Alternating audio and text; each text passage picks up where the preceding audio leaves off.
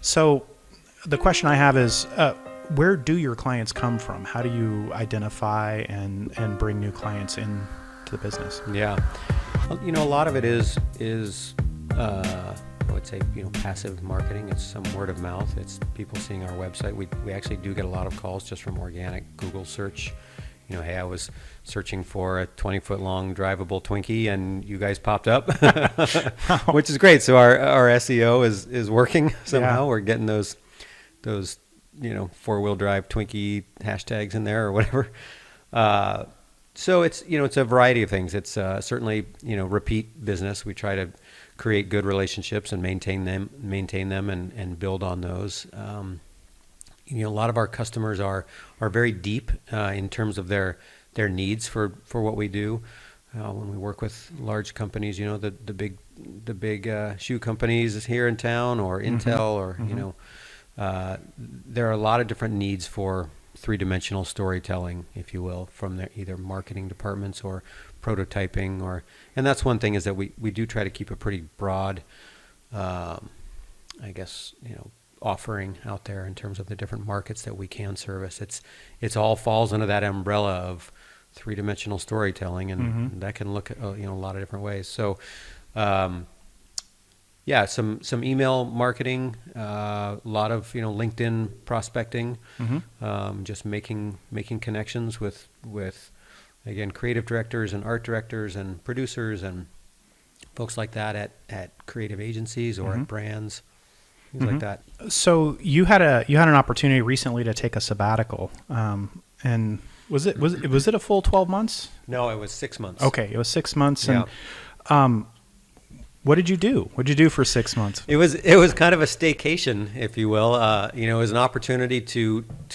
I'm a project guy, right? I'm always busy with things. I still love to make things and build things. I don't get to do it in my own business anymore. I'm now more in business development and sales and marketing and company culture. But so it really was about focusing on my home and my family, getting projects done at home that I've been trying to squeeze into, the spare half an hour here and there. So I built a wood-fired wooden hot tub, and I did a major remodel of a portion of my backyard, and rebuilt some fencing and got some other miscellaneous projects done. And then I started a basement remodel. Took a few little trips, with my family, nothing major, but it really was about just taking care of myself, joined a gym, got into better shape and just slowed down a bit, gave myself a little more time and space to get some things done at home and think and just be, and not be running from one thing to another. When we were talking about company culture earlier, and I think that's another testament to having a good culture, is the fact that you could even do that you had a team in place. Yeah, it was really pretty amazing, and it wasn't even really my idea initially. It was an employee who said, "Hey, why don't you take a sabbatical?" I think we were talking about, overwhelm and fatigue, and those things that come along with running a business, and sure. And she had recommended it, which I could have taken one of two ways, or two of two ways, like either that's a very generous offer or they just want me out of here. And I'm fine with either, because it worked out well. Sure. But I was very, very fortunate in that the team was willing to give me that, to step up and take over, and take the reins. And that was really a real gift. So and by and large, it worked out well. I had a lot of time and felt really rejuvenated and came back with a new perspective. Yeah, and that's another question that I have about this process, is that what kind of unexpected lessons did you learn about yourself or the company from having done this, or even expected lessons? Yeah. I think probably one of the expected lessons was that I don't take enough time on a more regular basis to get my head out of the sand, pick my head up, and breathe deeply and take a look around and and do less, free up that creative thinking. Mm-hmm. I tend to stay really busy with all of the things that there are to do, and checking off the tasks as you go. Yeah. The list is never getting shorter, or Right. or it is for a moment until you add new items, or I add new items to the list. So I think that was a big one, that time is important, to be able to not be doing, or be doing less at Mm-hmm. least. Mm-hmm. In terms of the business, it taught me that I'd built a good foundation that was able to run while I was gone, which was great. I had really good people in place who were willing to do that and willing to step up. That we had a culture that supported that. Certainly wasn't without challenges and problems, and that's one of the good things, is that it did. It was a bit of a litmus test that also kind of exposed some of the weaknesses, the areas Right. that we needed to bolster up. Some little, leaks in the ship started to appear, if you will. So that was great. That's I think that's an important aspect to it. Yeah. Yeah, that's exactly what I've heard. I've experienced at a smaller level in my own business, is that taking some time off as the owner operator kind of shows you the things that you may not have fully handed off to people. Yeah. And then it allows you to circle back and correct that, so that you can do it even better the next time. Yep. Yeah. Yeah. Will there be a next time? Was this an experience that you would do again? Well, I hope so, Yeah. until it's that big final sabbatical at the end, I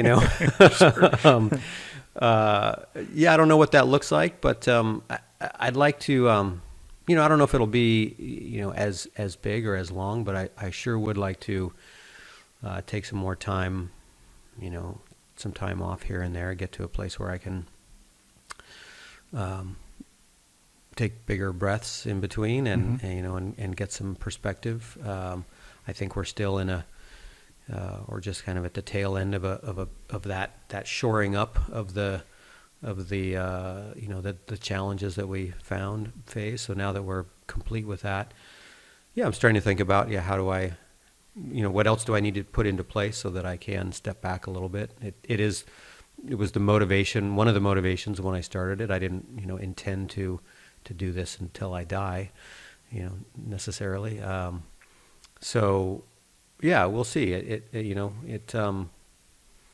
I think about what's next in my career. Do I want to try something different? Maybe before it's too late. Mm-hmm. Mm-hmm. I don't know what that would be, but I've been doing this for a long time, so it's a little hard to envision. But I think it'd be fun to kind of dive into something different at some point. What are the key challenges for you in the business right now? I think this industry that we're in, this marketing and promotional industry, is very, very fast moving and hard deadline driven. That's why we're so good at it, because we get that, and we deliver high quality results on time every time, no matter what. But it's challenging when it's when a massive project lead time is 3 to 5 weeks, and it requires that huge scaling up and sometimes a bit of a retool and just all hands on deck and stop everything else. That's can be a difficult cycle, because then on the downside of that is a recovery time. Sure. So it becomes this big roller coaster. So creating a bit more level pipeline would be good. Some more diversity in those projects, so it's not one fire drill to another. We can have some longer term projects, built in that we can plan around a little bit better. Mm-hmm. I think that's one of the big ones. People. I think that's always a challenge, getting the right people in the right seat. Maintaining culture, making sure people are happy and fulfilled and being trained and managed well. Mm-hmm. It's that's not easy. People are challenging. Yeah. We're intricate, complex beasts, and you get a couple of people together trying to do one thing, and politics happen, right? And so I think that's a big focus for us always. That speaks to culture, and so yeah, just improving on that. I think we do well, but I think improving on that is a big focus for us right now.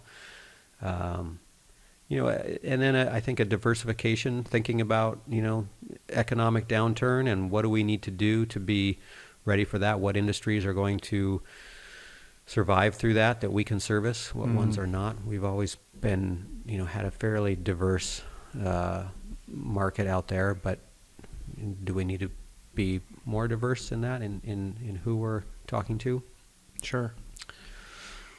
So what on the other side, what are some of the benefits that you've enjoyed being a business owner?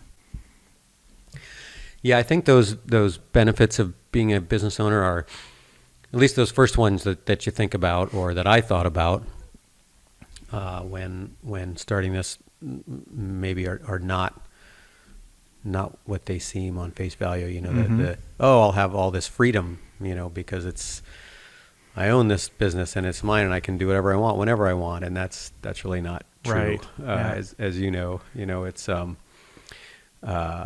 so I think there's certainly a big aspect of it is creating, I guess, the satisfaction of creating something, first of all. Yeah. I stop and turn around and look back and say, wow, I did this, Right. Looking back 20 years and saying it, and considering that I didn't even really know what I was doing, and just decided to kind of go into business for myself because I'm good at this, classic E-Myth, Right. Yeah. Scenario. But yeah, I think knowing that I to some degree can choose with whom I work, the people around me, my employees and vendors and partners, there's a lot of benefit to that. That's, we can choose that. Yeah.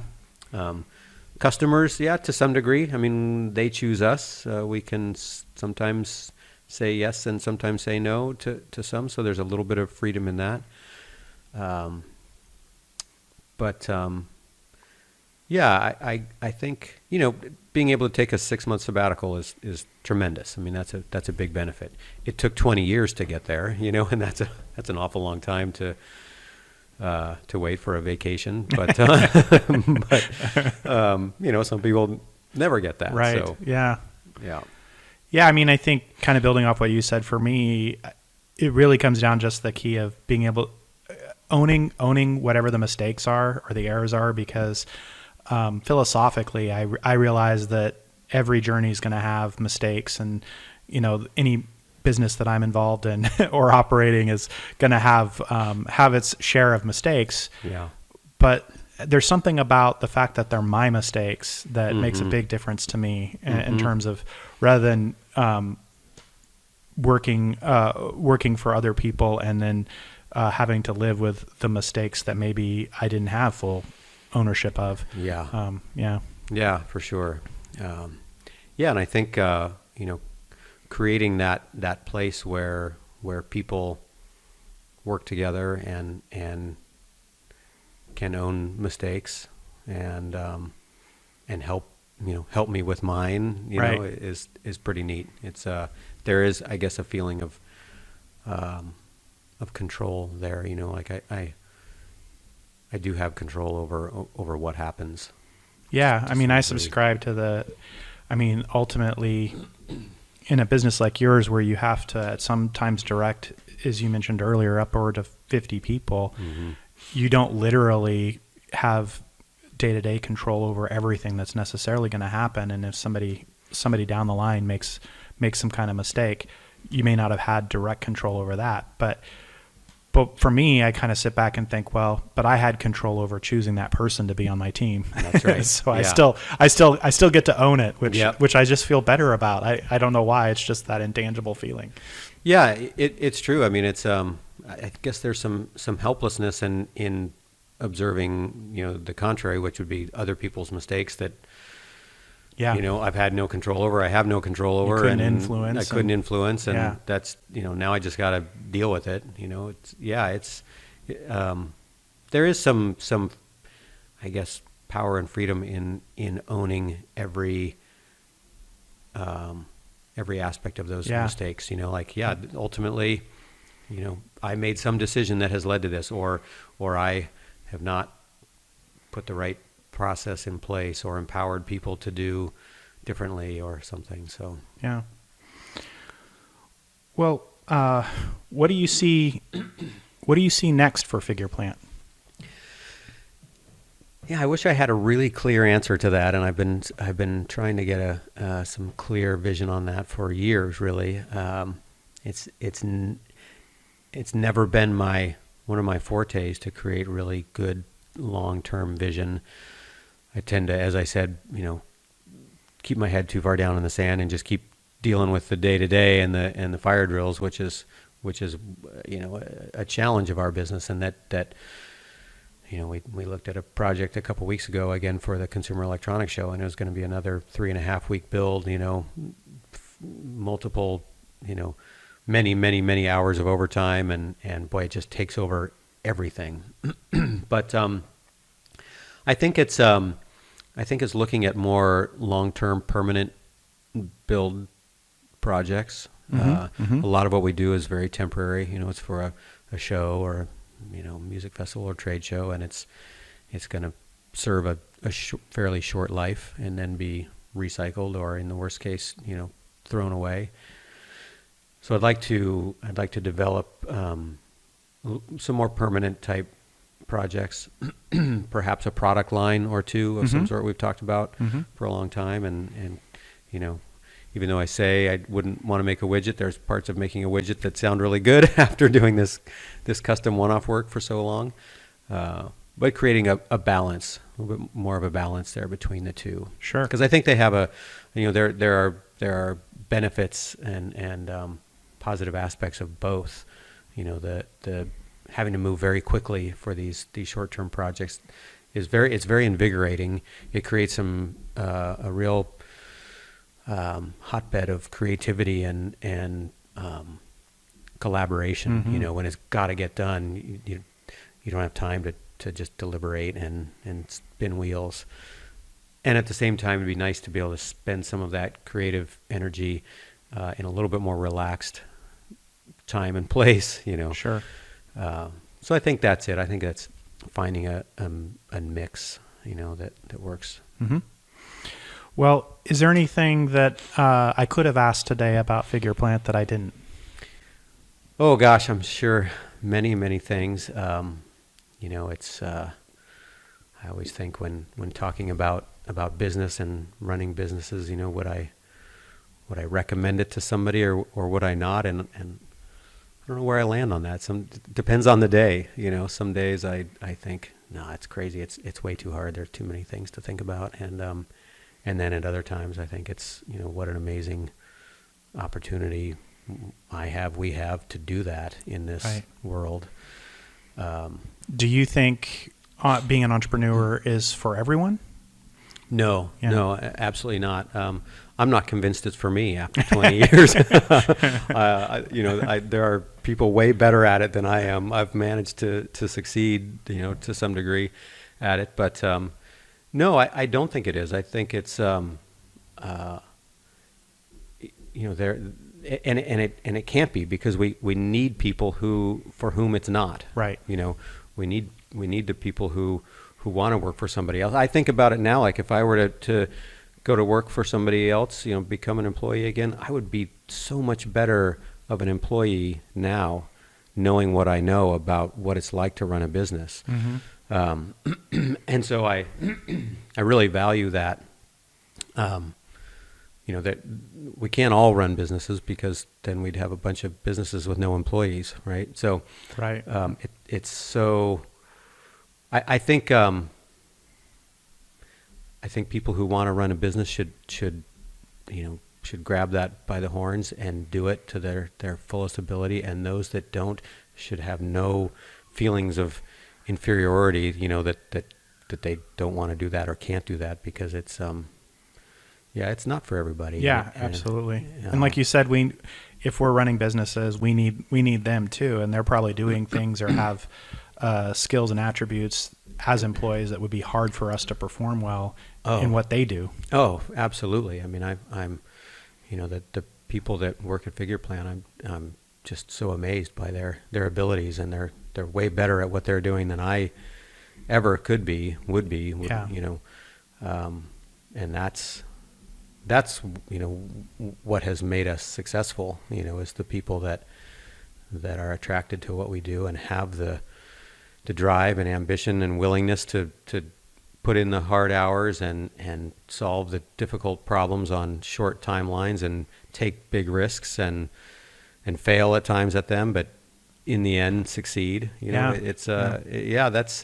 It takes some gumption, and I'm really in awe of that. Yeah.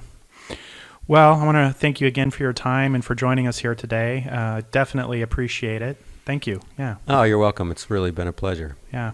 And to our audience, if you hang in with us for the next segment, we'll get into our roundtable discussion. I'm here with AJ Wheeler and Charlie Zigman again, and we got some things to go over. So we're going to kick it off right away with Charlie. Yeah, so what better way to start it off than with an article on Nigerian billionaire Tony Elumelu, who has decided to commit $100 million to create 10,000 African entrepreneurs in 10 years. And so kind of the premise here is that he's going to go ahead and create sort of these microloan situations, not loans, I guess, but basically grants to businesses to start out with these new ideas. It's kind of like a Shark Tank kind of thing where these businesses are able to start applying now. And the premise is that he gives them this money and then they grow to bring any number of billions to the African economy. And so kind of the interesting thing I thought about it is just it's an interesting take on philanthropy, because he's not just sort of giving people money, he's giving it with the expectation that it's going to cause all these growing businesses. But as I look at it, I think the thing that is a little bit questionable is if you're going to end up with a lot of underfunded and underthought out businesses. And so I guess I just wanted to get your guys' take on that. And then the other weird thing is that all of these businesses first have to send him a $2,000 check first, and then from that they're able to go ahead and get their $10,000 back, and then they can start the business. So I thought that was a little different. That's not true. That's not true. No, That's not okay. true. I was like, But that's not true. Wait, is he a prince too? Yeah. He is. He is. No, actually, though, we're joking about, Nigerian. Everybody thinks when they Scams, get a yeah. scam email, it's usually from Nigeria, and it's fascinating that that we think about it as email, but actually there's scams going from Nigeria going back to the 80s. Oh. In fact, an airport was sold that the Nigerian did not own. I think in like 1985. I might be wrong. We can look this up. But there was an airport sold to a bank in Brazil for something like millions of dollars, and it was a scam. And the person that was perpetrating it in the 80s or 90s was Nigerian. Oh, no kidding. And it succeeded. It succeeded. It succeeded. This guy worked this deal over for a year or so, and I guess they caught wind of it after they wired the money, and they contacted the airport to see when they can start like branding the bank or something. And they're like, what the hell are you talking about? That's not the case. Can you imagine that phone call? Right. But I guess Nigeria it's a very, very poor country from what I understand. It has like a very low kind of GDP and stuff, but there are a wealth of very knowledgeable and industrious people there. And I think this is a great way to spur along, the economy instead of just a handout, right? You're giving somebody a chance, a $10,000 grant to start a business. I think this is a wonderful idea. And I'd like to see more of that happen here and around the world instead of just handouts, having some incentive behind it. So, but just to be clear, these were structured as loans, not just full-on grants? I said that, but I don't think that was actually the case. No, I think they're full-on grants. Oh, okay. To be honest, I think I was just caught up in the microloan world that is so popular nowadays. Sure. Yeah. So it is like, I think in terms of your question, as you posed it, how effective is that to kind of spread the peanut butter around rather than being focused in where it goes? And that's kind of what angel investors do, although they're not necessarily fully philanthropic. I think sometimes angel investors think of themselves somewhat as being philanthropic because they're taking outsized risk, and they kind of know that there's a good chance they're not going to get some of that back, but they're using a philosophy that is beyond me in terms of the technicalities of it. I haven't gotten into it, but it's referred as to the Monte Carlo model of putting small investments in a lot of different places with the intent that one of them is going to come back and do really well. And so I think, it's interesting for a grant maker to do that. He's doing it on the basis of, well, one of them might do really well, not for just him, but for the community, for the society, and for the people in general that he's trying to benefit. So good on him for that. And I might mention too that there is the entitlement grants. Well, that's what they're called in the government, but they're labeled as entitlement grants, but they're just grants from the government, like any other grant, and they're from the government. But there's a government program that they do loan programs where they loan out microloans like $5,000, $10,000, and especially to Native Americans or to rural areas for people to start their businesses, or if they have a small trade to buy trucks and equipment and stuff like that for a concrete company or something like that. Mm-hmm. I actually worked with one of these companies once when I was in my public accounting days, and the reason why the particular one I was working on was because they actually had to close down. And the reason being is that these microloans that were made were only required to have payments once a year.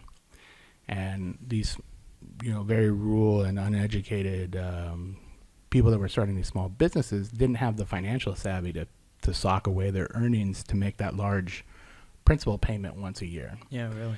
And I was scratching my head as to why they didn't have smaller monthly terms. That would have probably caused this loan program not to go belly up. Yeah. Mm-hmm. Microloans with a macro payment. Yeah, it was really interesting. But this is even more, I guess, philanthropic, like Ty was saying, where they're just giving away the $10,000 investment. Mm-hmm. Did it say in the article whether or not he gets any backside to that? Like, I don't is there think any? he got any backside, but it talked also about like how they use it, and so a lot of it's for like training for these small businesses and stuff, and so those make it further and further away from him basically getting repaid, because what he's really buying is the knowledge for those people to be able to run their businesses. And so I don't think it's his plan that he will get somehow repaid for this. I think his plan is that we're going to make the economy great, and that's what's going to help. That's awesome. Yeah.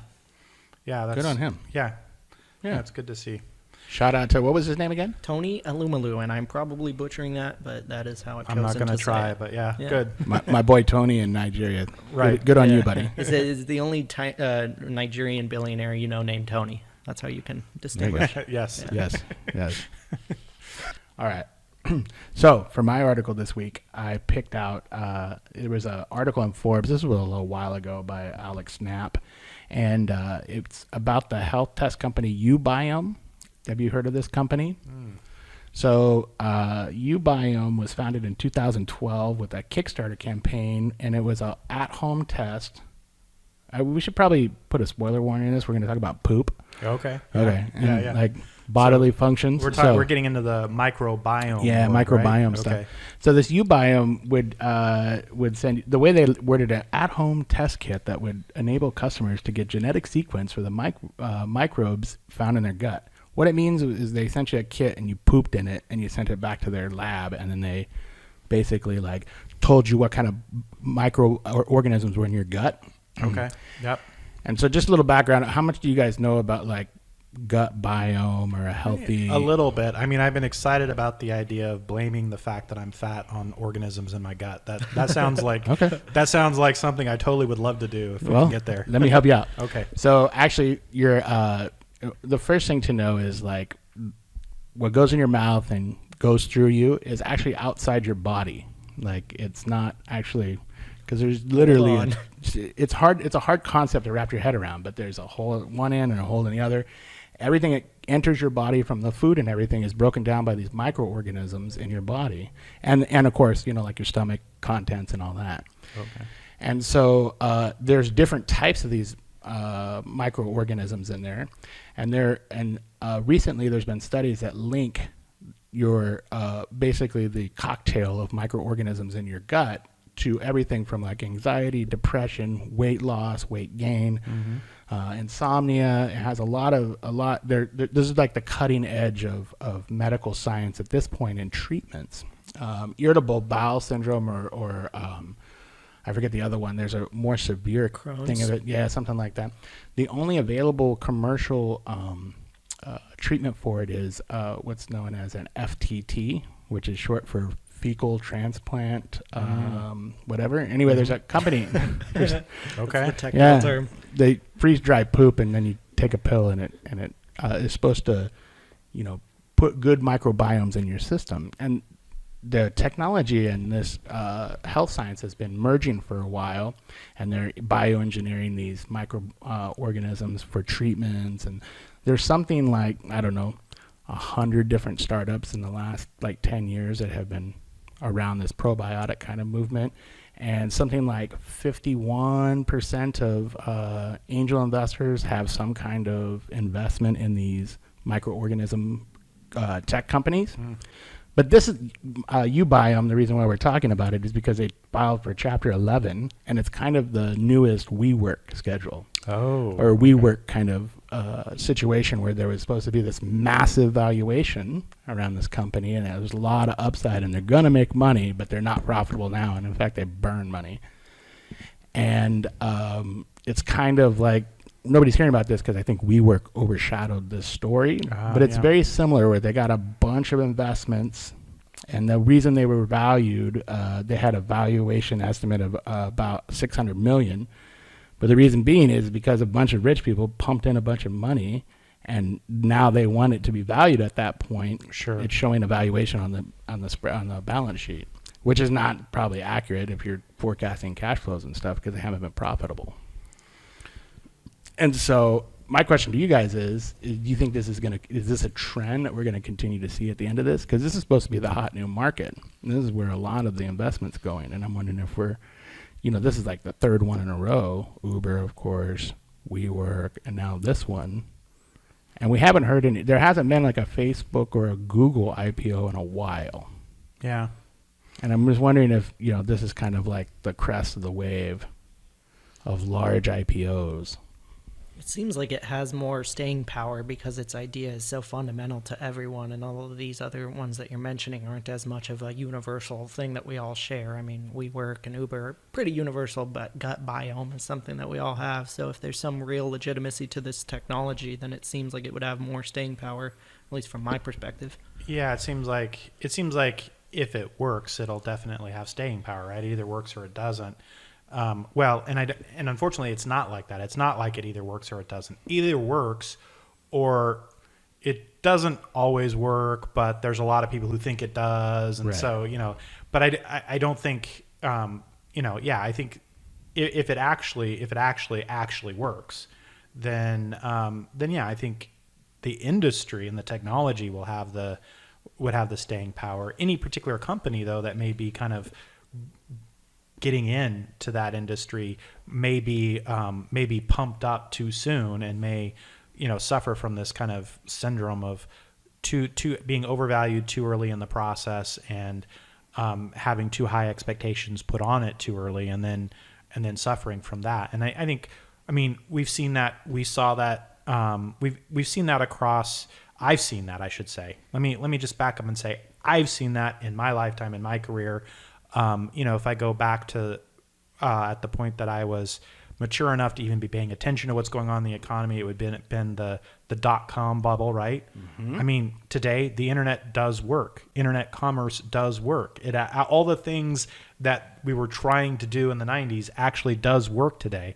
But there were a lot of companies saying that they were going to do it back then, and had what seemed like great ideas that really kind of pumped up and created that was the .com bubble, which a lot of people sometimes forget about, came before the mortgage crisis meltdown, right? And so yeah, I think definitely whether gut bacteria biome therapy or whatever you might call this is a thing, long-term works or not, even if it does work, even if it is a long-term sustainable industry, it could still have a bubble that comes up and pops out. I had the opportunity to talk to a company somewhat in this space that is does this with pets, Animal Biome. Is doing this with pets, and yeah, it's. I actually haven't looked too hard into it, and so some of the things you were saying that the company does on the human side, I kind of acknowledge. Yeah, I was kind of like, oh, that kind of makes sense because I'd heard about the fecal transplant idea with the pets, the idea that they're taking basically the poop from one cat or dog and then transplanting it through some mechanism into another cat or dog. But at least the company I was talking to was saying they actually got very good results. That they would have pets that had kind of gastrointestinal kind of issues and problems were resolving those completely with this treatment. And in fact, they felt like one of their problems as a business was that it was so effective that it didn't lend itself to like a long-term treatment plan necessarily.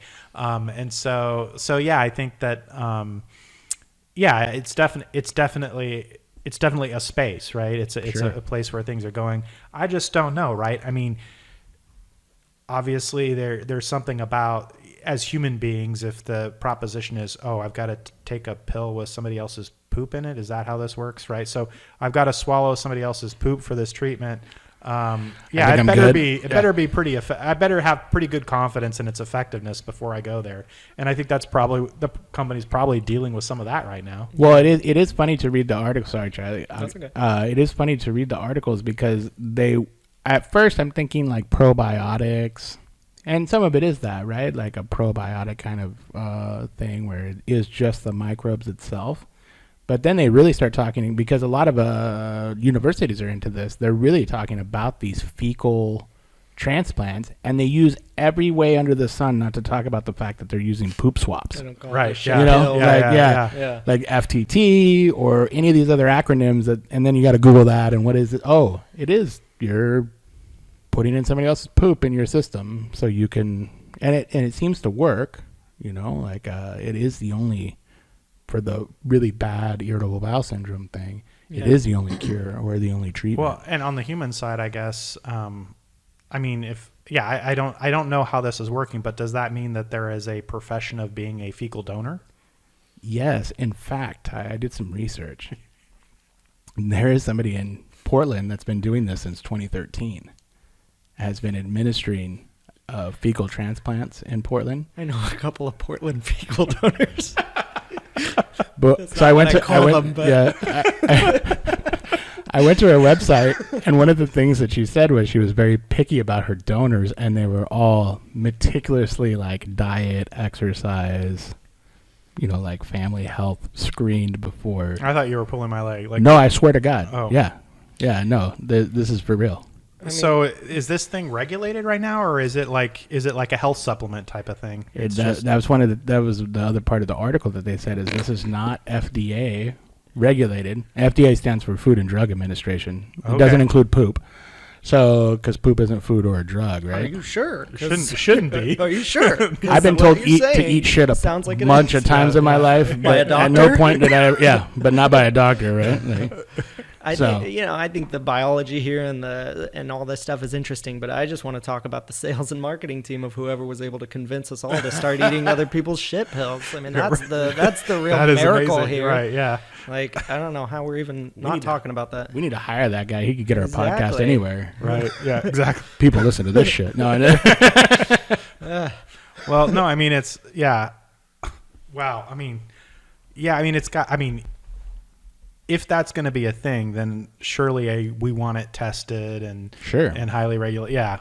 I mean, I just think about that from the people that I talk to that are doing this with pets, right? They have a pretty meticulous process for looking at their donors. And one of the interesting facts that came out of that was that cats are like the dirtiest things ever. Like they can, yeah. So dogs, they can find good dog donors that don't necessarily have problems, but they basically what I was told is that there's not a cat out there that doesn't have some kind of intestinal worm or some kind of something in there that would corrupt it. And so they basically have to have special cats to create the donors. And so, I mean, yeah, so this is being thought about and dealt with at a very at a very detailed and professional level with pets, I sure hope it's being dealt with at least at the same level for human beings. Well, it is. There's large investments this isn't just an entrepreneurial space, like large universities, and I think I read Harvard and one of the other big like medical schools is